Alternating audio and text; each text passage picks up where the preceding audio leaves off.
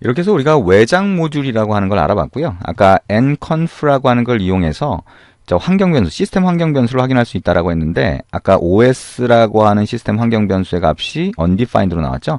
자, 거기서 우리가 한 줄을 빼먹었네요. 자, 여기서 nconf라고 하는 외장 모듈을 require로 불러온 다음에 nconf.env라고 해야 시스템 환경 변수를 얘가 여기서 확인을 하게 됩니다. 그래서 그 환경 변수 중에서 os라고 하는 걸 확인하시면 되죠. 자, 그 다음에 우리가 이제 내장 모듈이라고 하는 쪽으로 넘어갑니다. 자, 내장 모듈이라고 하는 거. 자, 내장 모듈. 아까 외장 모듈이라고 하는 거 얘기했죠? 자, 우리가 직접 만드는 경우, 모듈을 직접 만드는 경우가 있고, 그 다음에 남들이 만들어 놓은 경우가 있는 거예요. 그래서 어떤 서버에 올려놨으니까 그거를 다운로드 받아서 설치해서 쓰세요. 라고 하는 게 있는 거고요. 자, 그거 말고 우리가 기본적으로 제공하는 게 있어요. 그래서 자, Node.js라고 하는 실행 환경을 설치를 하게 되면 그러면 그 안에서 기본적으로 사용할 수 있다라고 하는 거죠. 자, 그걸 한번 몇 가지를 사용을 해봅니다. 여기에 파일 만들기라고 해서 새로운 파일을 하나 만들어 봅니다. 자, ch02 밑줄 긋고 test 7.js라고 만들어 봅니다.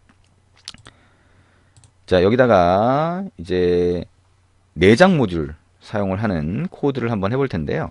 자, 내장 모듈은 몇 가지가 있어요. 그래서 일단 그 중에 os라고 하는 모듈을 한번 사용을 해볼 겁니다. 자, require라고 해서 모듈을 불러오는데 os라고 하는 모듈을 사용을 할 거다. 자, 우리가 직접 만든 게 아니니까 자, 그냥 os라고 하는 모듈 이름만 줍니다.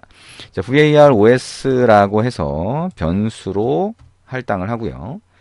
자, 이 os 안에는요, 호스트네임이라든가 freemem, 그러니까 메모리의 여유량을 확인하기 위한 거죠. 자, 그런 메소드들이 있어요. 그래서 그 중에 여러분이 선택적으로 필요한 걸 사용하시면 됩니다. 이건 뭐 별로 어려운 게 없어요.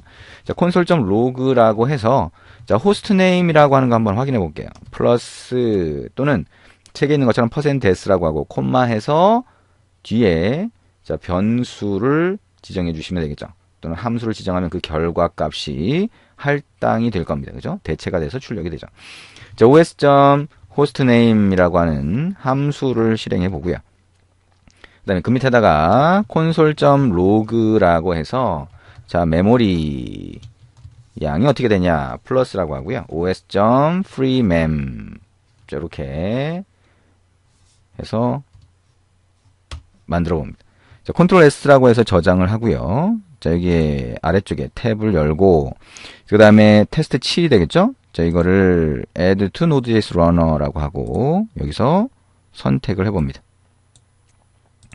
그리고 실행을 하면 되겠죠. 자, 그러면 이렇게 나오네요. 자, 메모리라고 하는 게 이만큼 남아 있습니다. 자, 그리고 호스트네임은 이렇게 됩니다. 라고 하는 정보가 나오고 있습니다. 자, 이런 정보들을 확인할 수 있는 게 OS라고 하는 거예요. 그래서 거기서 보면 CPU라든가 네트워크 인터페이스라든가 뭐 이런 정보들을 확인할 수 있다라고 하는 겁니다. 자, 근데 뭐 요거는 사실 그렇게 유용하진 않아요. 네. 유용하지 않다라고 하는 거는 사용되는 경우가 굉장히 많지는 않다는 거죠. 그냥 여러분이 한번 실행해 보시면 됩니다. 책을 보고 따라 해 보시면 되겠죠. 자, 그러면 이제 그 다음에 pass라고 하는 내장 모듈을 좀 써볼 거예요. 이 pass는 의외로 자주 사용이 됩니다. 그래서 OS라고 하는 것보다 사실은 더 중요한 내장 모듈이 되겠죠. 자, 사용 방법은 어렵지 않습니다. 자, 한번 볼까요? 자, 이게 파일 만들기라고 하고요. 자, ch02 밑줄 긋고 test 8.js라고 해서 만들어 봅니다. 자, pass라고 하는 모듈을 쓸 거다. 그러면 require라고 하는 함수를 실행하고 그 안에다가 pass라고 하는 모듈 이름을 넣어준다. 자, 그러면 왼쪽에 var pass라고 하는 변수를 선언하고 할당을 하면 그 변수 쪽으로 자, pass라고 하는 내장 모듈에서 리턴한 객체가 할당이 되겠죠. 자, 그러면 우리가 이걸 가지고 어떻게 쓸 거냐? 자, 이 pass라고 하는 거는요. 자, 우리가 그 파일 패스 같은 것들을 만들 때 자, 그때 사용이 됩니다. 또는 파일 패스 안에 특정한 정보를 확인할 때 사용이 됩니다. 그래서 이렇게 한번 만들어 보자는 거죠. 자, 여기에 자, 변수를 하나 만드는데요. 자, 디렉토리즈라고 하나 만들어 보자는 거죠. 그리고 이거는 배열로 만들어 봅니다. 자바스크립트 배열은 대괄호로 만들겠죠. 자, 여기다가 자, users라고 하는 거, 그 다음에 콤마. 자, 여기다가, 자, 여러분의 윈도우 계정 이름, 콤마, 그 다음에 docs, 이렇게 한번 만들어 보자는 거죠. 자, 어떤 이름이든 상관은 없습니다.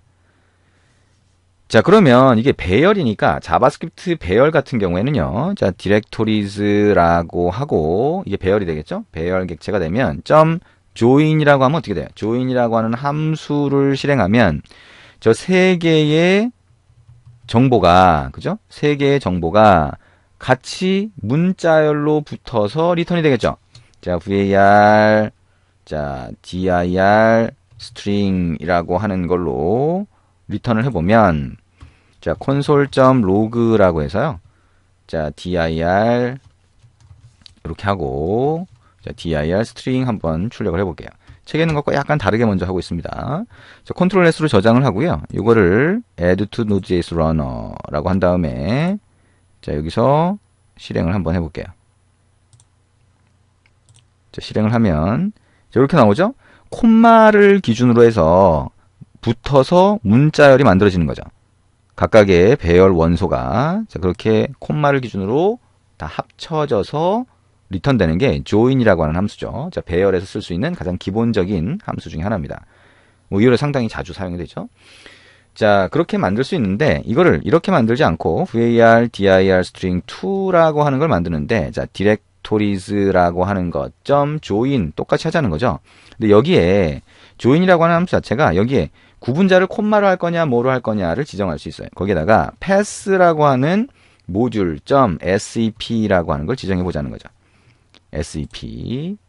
자, 그리고 결과를 한번 봅니다. console.log라고 하고요. dir2라고 하는 게 값이 어떻게 나왔냐라고 하는 걸 보자는 거죠. dir str2. 자, 컨트롤 S로 저장을 하고 다시 실행을 해보면 자, 이렇게 나옵니다. 어떻게 나와요? 역슬래시가 붙은 거죠. 자, 즉 파일 세퍼레이터라고 보통 부르는 거. 자, 폴더를 어떻게 구분할 거냐? 패스에서 그거를 pass.sep를 통해서 지정을 할 수 있다라고 하는 겁니다. 자, 이렇게 pass라고 하는 모듈은 우리가 파일 패스 같은 거를 만들 때 사용될 수 있다라고 하는 거 생각할 수가 있겠죠. 자, 근데 요렇게 자, join이라고 하는 걸 이용해서 하면 처음부터 각각의 원소로 파일 패스에 대한 각각의 정보를 넣어줘야 되죠. 좀 불편합니다. 그래서 보통 하는 거는 자, pass라고 하는 거 안에 join이 따로 있어요. 그래서 이 join이라고 하는 거는 자, 파일 폴더의 패스를 또는 파일의 패스를 구성하기 위한 각각의 요소를 서로 붙여주는 역할을 해요. 그러면서 파일 세퍼레이터를 중간에 넣어주겠죠. 자, 그럼 여기다가 이렇게 한번 만들어 보자는 거죠. slash users 그 다음에 아까처럼 mars라고 하는 게 만약에 여러분의 윈도우 사용자 계정이라면 그 밑에 파일을 만들겠다. 어떻게 만들 거냐? 자, 이게 notepad.exe라고 하는 파일을 지정을 하고 이거의 패스를 join으로 만들겠다는 거죠. 자, 이거를 var 자, dir string 3라고 한번 해볼게요. 자, 그리고 console.log라고 하고요. dir3은 어떻게 만들어진 거냐? 자, dir str3이라고 하는 거를 넣어볼 수 있다라고 하는 겁니다. 자, 컨트롤 S로 저장을 하고요. 마찬가지로 다시 실행을 해봅니다. 자, 다시 실행을 해보면 어떻게 나와요? 자, 이렇게 나온다는 거죠. 그래서 지금 우리가 본 이 세 번째가 가장 많이 쓰는 방법이 됩니다. 패스라고 하는 자, 패스라고 하는 어떤 파일 패스를 만들 때 자, 패스라고 하는 모듈에 join이라고 하는 함수를 사용할 수 있다라고 생각을 하시면 됩니다. 자, 그러면 이거 말고 패스가 제공하는 기능이 뭐가 있냐? 일단 이게 중요하기 때문에 자, 요거를 먼저 말씀을 드린 거고요. 자, 이건 말고 뭐가 있냐?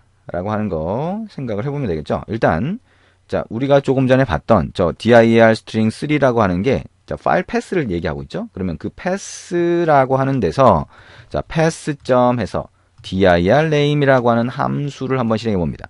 그리고 dir string 3이라고 하는 거를 자, 이렇게 한번 넣어보죠. 근데 이게 실제로는 이제 파일 패스겠죠? 자, 여기다가 dir str3를 예를 들면 파일 패스 이렇게 변경하고 이것도 파일 패스로 변경할 수 있겠죠. 이것도 파일 패스.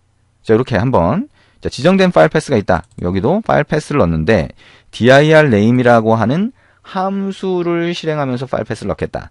그리고 그 결과값을 dir name으로 한번 보면 이게 어떤 형태로 출력이 되는지를 볼 수가 있어요.